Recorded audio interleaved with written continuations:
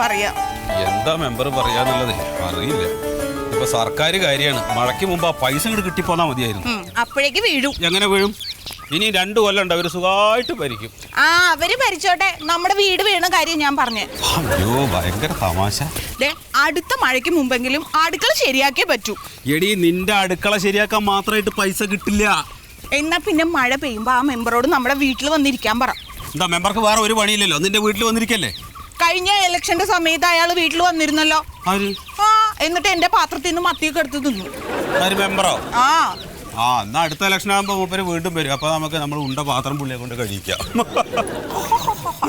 എന്തൊക്കെ പറഞ്ഞാലും ഇത്തവണ നമ്മുടെ വീട് ശരിയാക്കാനുള്ള പൈസ തന്നില്ലെങ്കിൽ അടുത്ത ഇലക്ഷന് അയാളുടെ കയ്യിൽ നിന്ന് ഞാൻ പൈസ വാങ്ങും. എന്നിട്ട് വേറെ ആർക്കെങ്കിലും കൊണ്ടുപോയി വോട്ട് കൊടുക്കും. പിന്നെ നിന്റെ ഒരു വോട്ടിലെങ്കിൽ അയാൾ ജയിക്കില്ലല്ലോ. എന്താ എന്റെ വോട്ടിന് വിലയില്ലേ?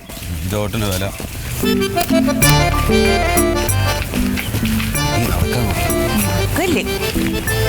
ഇവിടെ ആരും കാണാനില്ലല്ലോ. വിളിച്ചു നോക്കിയാലോ? ഇലക്ഷൻ കഴിഞ്ഞ് പോയാൽ പിന്നെ ഒരൊറ്റ ആളും കാണുന്നു. വീട്ടിൽ വന്നാലും ആളില്ലേ. എന്താ ചെയ്യാ? ഇവിടെ ഇരിക്കാം. വരണവരെയോ? അല്ലാതെ പിന്നെ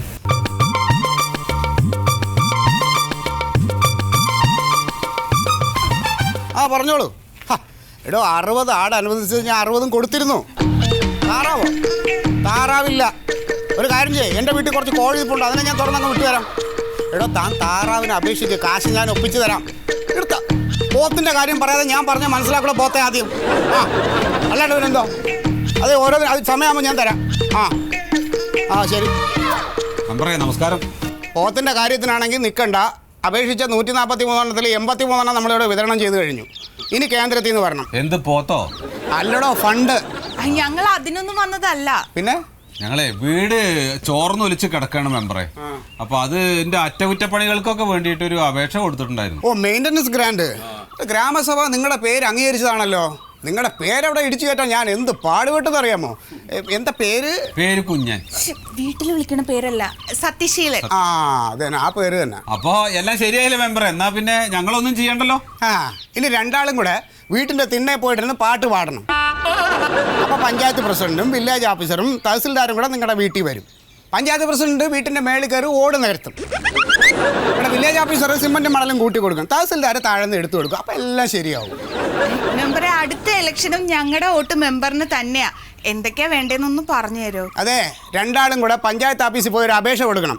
അവിടെ ചെല്ലുമ്പോൾ അവർ വിവരങ്ങളൊക്കെ പറഞ്ഞു തരും. പുതിയ ഏതാണ്ടൊക്കെ നിയമങ്ങൾ മാറിയിട്ടുണ്ട്. എന്നിട്ട് പണി തുടങ്ങാൻ നോക്ക്. എന്നാ ശരി.